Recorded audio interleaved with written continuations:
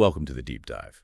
Today, we're embarking on a really powerful journey, diving into Kristin Hannah's The Nightingale, Sisters of Resistance.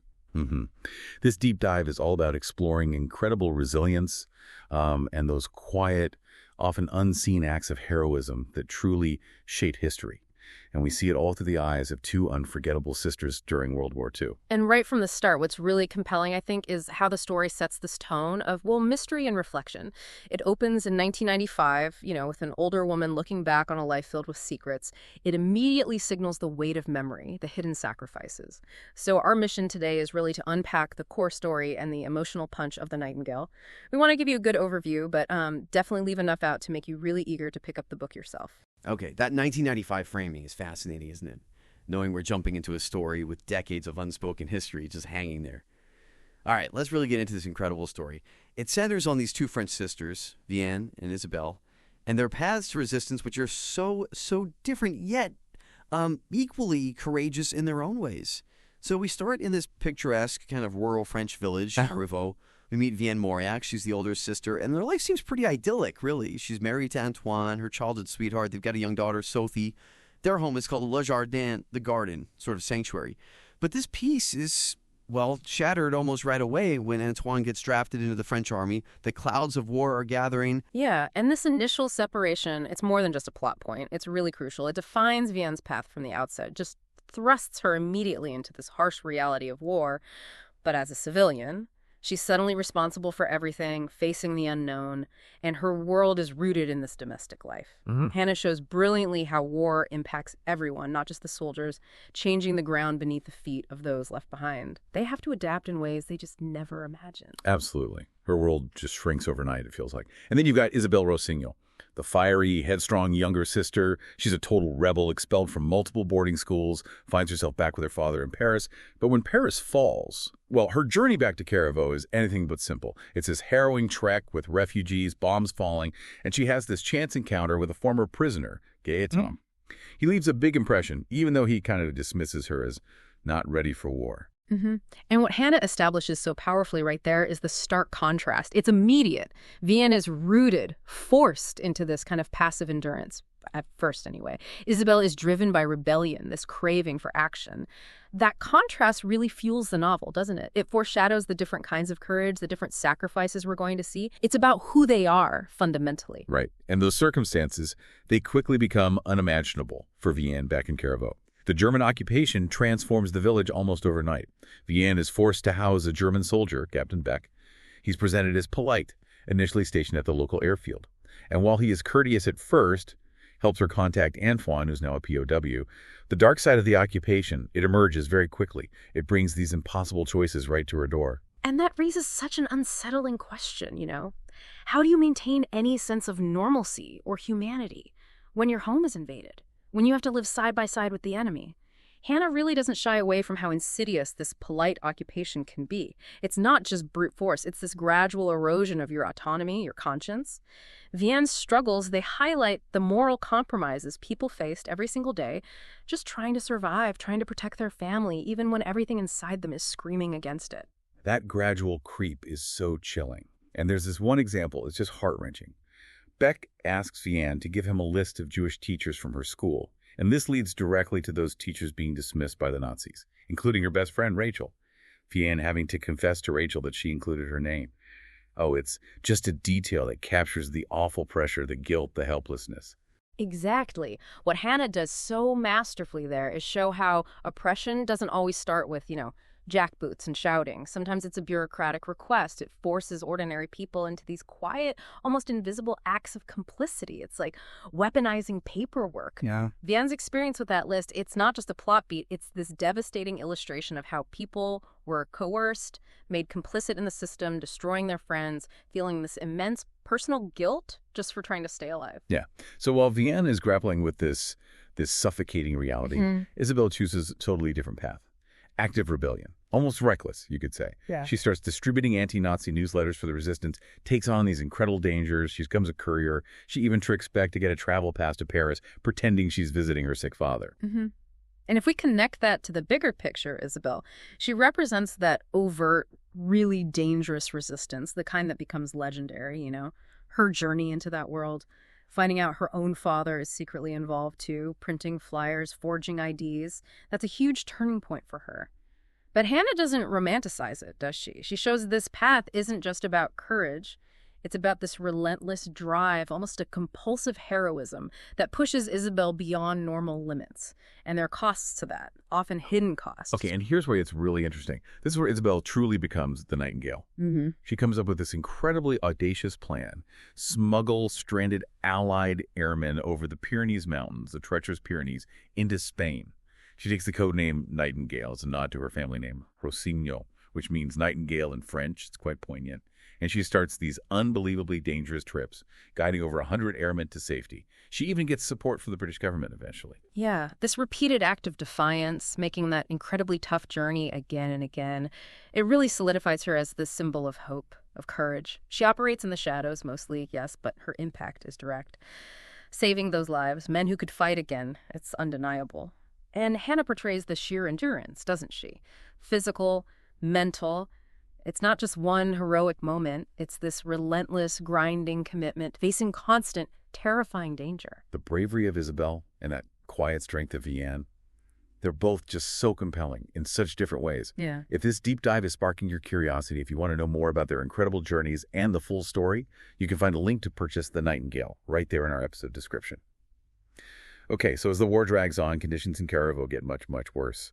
Food becomes incredibly scarce. Discrimination against Jewish families escalates horribly. It culminates in these devastating roundups and deportations to labor camps, first targeting Jews born outside France.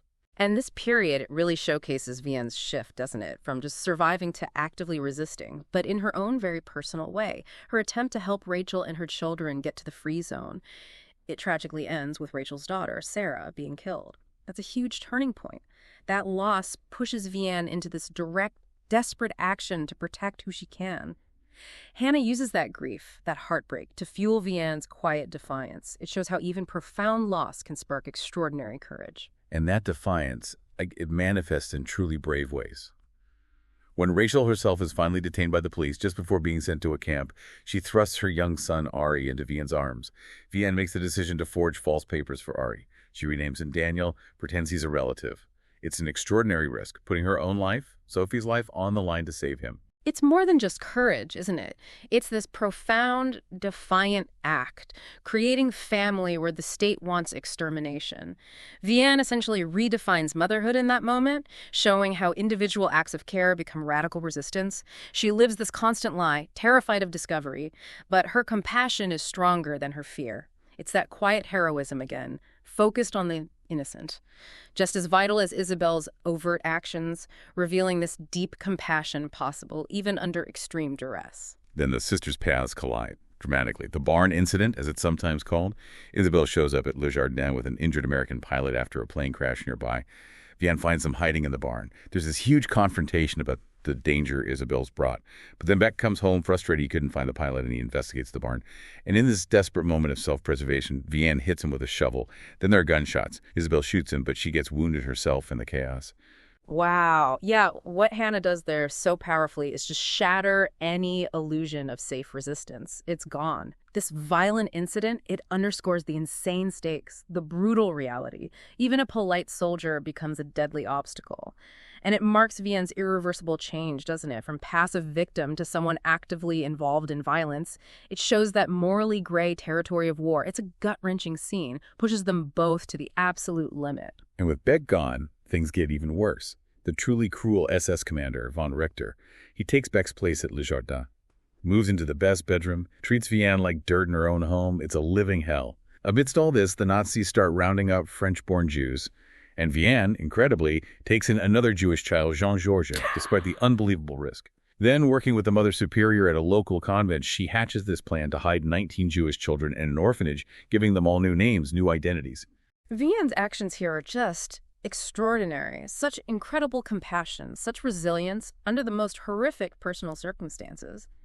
But the cost she pays to protect those children is devastating. Being exploited, assaulted by von Richter, eventually becoming pregnant with his child. It's a harrowing detail that reveals the horrifying depth of her sacrifice. It really highlights the often unseen suffering of women in wartime, how saving others can demand an unspeakable personal toll. It's this agonizing burden she carries completely alone. Meanwhile, while Vianne is enduring this personal nightmare, Isabelle's still out there, still working as the Nightingale. The Nazis are actively hunting her now. She's infamous to them. But her luck, well, tragically runs out. As she's preparing for another trip across the Pyrenees, SS agents raid the safe house. They knock Isabelle unconscious. She wakes up in an interrogation room. Her Nazi interrogator beats and tortures her savagely for days, convinced she knows who the Nightingale really is. Her capture is just. It's a stark, brutal reminder of the immense dangers these resistance fighters face constantly. The details of her torture, they're agonizing to read. They reveal the systematic brutality of the Nazi regime, their cold determination to crush any opposition. Hannah really emphasizes the physical and psychological toll of Isabelle's defiance. It's a stark picture of what individuals were pushed to endure, the terror that was just a daily reality for them. And then, this is just a truly heart-wrenching moment. Julian, the man who worked with Isabelle's father, he makes the ultimate sacrifice. He falsely confesses to being the Nightingale. To save his own daughter, he knows it means death, and it does. He's swiftly executed. Isabelle is then transported to a concentration camp. She struggles desperately to survive amidst just horrific conditions, battling pneumonia, typhus, being moved from camp to camp. That moment with Julian, it highlights not only his incredible selflessness, but also the devastating ripple effect of war. This act of proxy heroism, taking a death sentence for someone else's child almost. It's a testament to love in the face of absolute terror. And Isabelle's survival in the camps, it shows this fragmented kind of resilience, doesn't it? A will to live that comes at such a cost, maybe damaging the very core of your being. It really challenges our idea of what survival even means. Okay, so the tide starts to turn. The Germans begin losing ground. Von Richter becomes even more violent as the Allies advance. But eventually, the Germans retreat from Clairvaux. The villagers slowly start to rebuild. Antoine escapes from prison in Germany. He returns to Vianne. But the war has changed him irrevocably. Vianne notes they're almost strangers now. And she decides she has to keep her pregnancy, von Richter's child, a secret from him. Another burden buried deep inside. And the search for Isabelle begins. This period just powerfully illustrates those invisible wounds, doesn't it? The fighting stops, but the trauma is still there, creating new silences, new burdens. Antoine's return, that chasm between him and Vianne, it shows how war fundamentally changes relationships, forces people to live with these unshared histories, unspoken suffering. The end of the war isn't the end of hardship, it just shifts its form. They also get the devastating news about Rachel and her husband, Mark. They didn't survive the camps, leaving young Ari an orphan. Vianne, true to her quiet heroism, she presents her list, the one she kept meticulously, of the hidden Jewish children to the Red Cross. She hopes to reunite them with any surviving family. And eventually, Ari is claimed by family in America. Vianne has to say another incredibly difficult goodbye, sending him off to a new life. These post-war separations, these losses, they just underscore that the war's impact didn't end when the fighting stopped. It reshaped lives, reshaped families forever. It forced new sacrifices, new heartbreaks, even in supposed peace. Hannah really explores that generational trauma, the grief and loss that echoes for decades.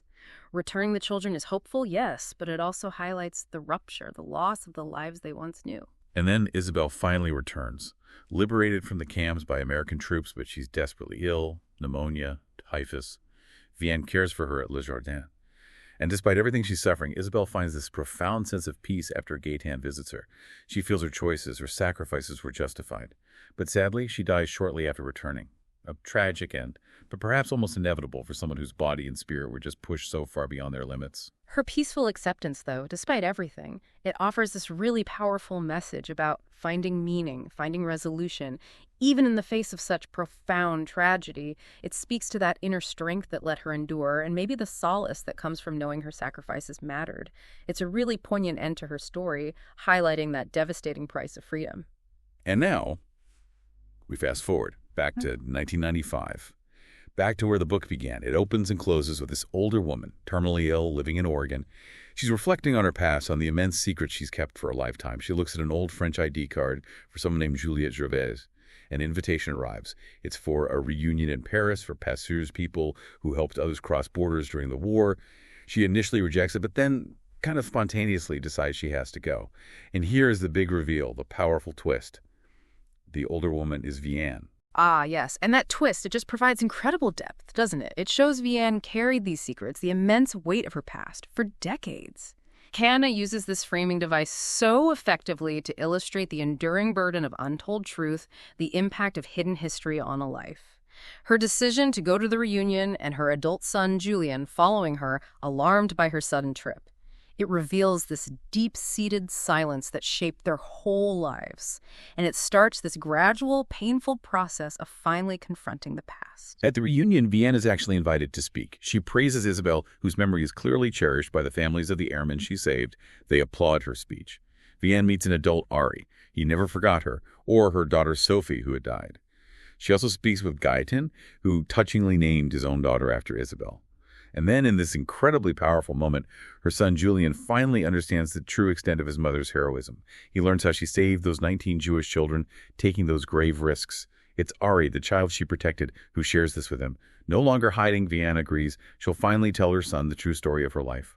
It's such a powerful combination. It brings everything full circle, offers not just resolution, but this profound sense of redemption, I think. It highlights how true heroism is so often unrecognized for years, performed in secret, under just immense duress. It finally allows Vianne to shed that burden she carried for decades and share her truth, revealing the depth of her own quiet, incredible courage. It's a testament to memory, to the importance of those untold stories. Shows how the quietest acts can have the most lasting impact. So what does this all mean for us listening today? The Nightingale is so much more than just a historical account, isn't it? It's this deeply personal story about two sisters, the agonizing choices they were forced to make, and the very different forms courage can take during impossible times. It shows us that heroism isn't only about those grand public acts. It's also about the quiet, agonizing sacrifices made behind closed doors, enduring profound personal cost for others. And that really raises an important question for all of us, I think. In our own lives, how do we recognize, how do we honor the courage of those around us? Especially those quieter forms of resistance, of resilience, that might otherwise just go unseen, untold. This story invites us to think about the hidden histories that shape us and the profound power of truth, no matter how long it takes to come out. It reminds us that every quiet act of defiance, every act of compassion under pressure, holds immense power. It truly is a powerful reminder of resilience and those quiet acts of courage that often go untold but echo through generations. If you're eager now to discover all the intricate details, the full emotional journey, and the ultimate fates of these unforgettable characters, we highly recommend reading The Nightingale by Kristin Hannah. You'll find a link where you can purchase the book right there in the episode description. Thank you for diving deep with us today on The Deep Dive.